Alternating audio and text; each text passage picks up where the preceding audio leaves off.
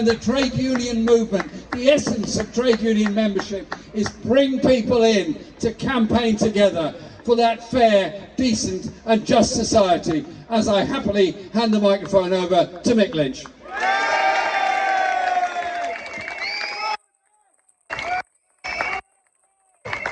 Hello, good evening. The trouble with Jeremy Corbyn is he says everything that you're supposed to say yourself. So well done, Jeremy, you've nicked everything. But my main job here tonight is the vote of thanks, if you like, that we used to do at most union meetings. And I want to thank all of you for turning out. I want to thank our own members for the fight they've put up over the last 14 months. And that fight will continue. But let's not forget, we've been campaigning on these issues for over 3 years now. In the depths of COVID, right in the middle of it, they came to us and the other unions and said, we are going to chop up this industry, we're going to chop up your members' contracts of employment, you won't get a pay rise for the foreseeable future, and all of your conditions are now on the altar of cuts.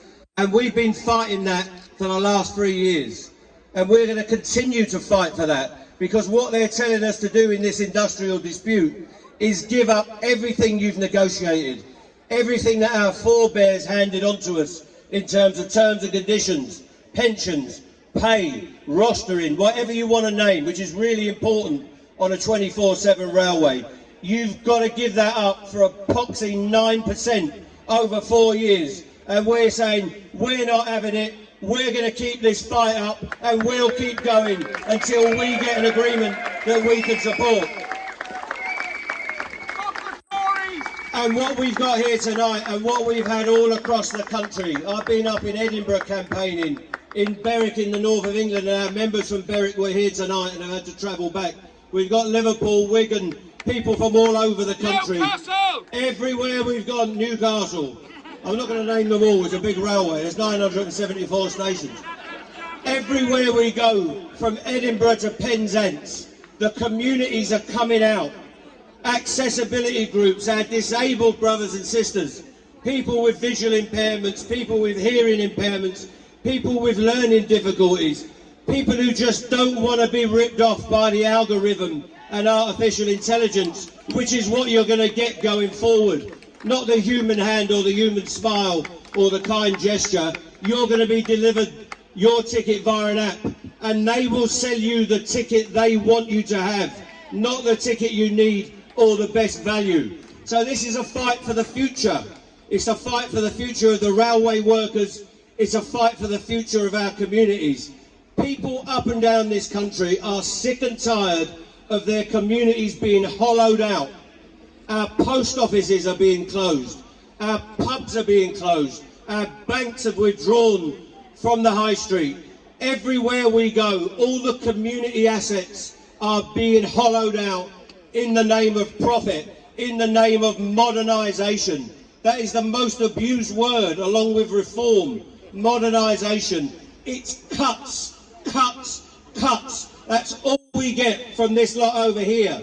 And let's not forget, the responsibility for this is not with the train operating companies, as much as we dislike them. It's with Rishi Sunak and the top people in the cabinet. The choice and the decision to shut the ticket offices, to de-staff our stations, to make a quarter of our members working on the stations redundant in the notices they've already given to us, is a political decision by Rishi Sunak. It's a political decision by Jeremy Hunt.